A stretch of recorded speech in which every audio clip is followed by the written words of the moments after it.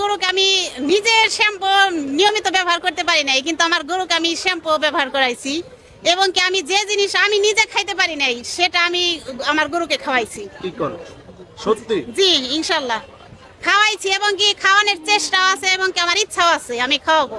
গরুটা বিক্রি করে দিয়েছেন, মনে কষ্ট লাগে না? কান্না মনে আর ভাই বলেন, একটা বাচ্চাকে আমি কোলের মতো মানে নিজের বাচ্চার মতো করে লালন পালন করছি, সে তো বুঝতে পারেন আমার কতটা কষ্ট হয়েছে।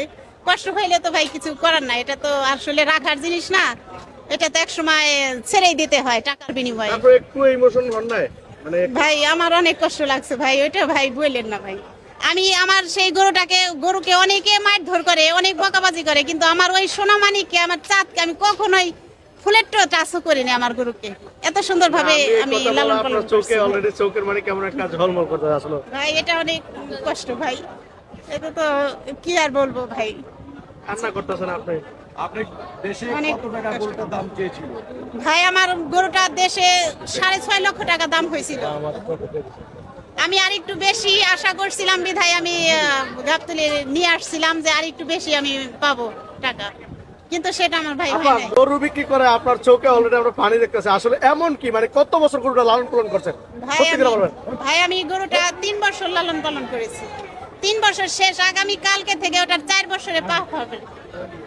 ভাই এত দীর্ঘদিন কেউ গরু আসলে পালন করে না যেটা আমি করছি। খুব সহজে কি বলা যায় গরুটাকে? না ভাই এটা আসলে ভোলা, এবার আমার যে দৃশ্য, আমি যে স্মৃতি আমি গরুর মাধ্যমে পাইছি, এটা ভাই আমি থাকতে মনে হয় এটা আমি একজন নারী উদ্যোক্তা চাইলে কি গরু লালন পালন করতে পারবে? হ্যাঁ অবশ্যই ইনশাল্লাহ পারবে। গরু বিক্রি সে টাকা তার কি যদি করবেন ইচ্ছা আপা? আকাঙ্ক্ষা থাকে সে পারবে। এই যে গরুটা বিক্রি করলেন, আগামীতে আর কোনো বড় ধরনের গরু লালন পালন করার ইচ্ছা আছে কিনা? হ্যাঁ ভাই আছে, আমার অনেক আছে। আমি চাই যে আমি খামারটা আমি অনেক সুন্দর সুন্দর গরু পালবো, আমি যেন সুন্দর সুন্দর গরু লালন পালন করে আমি দর্শককে আমি গিফট করতে পারি।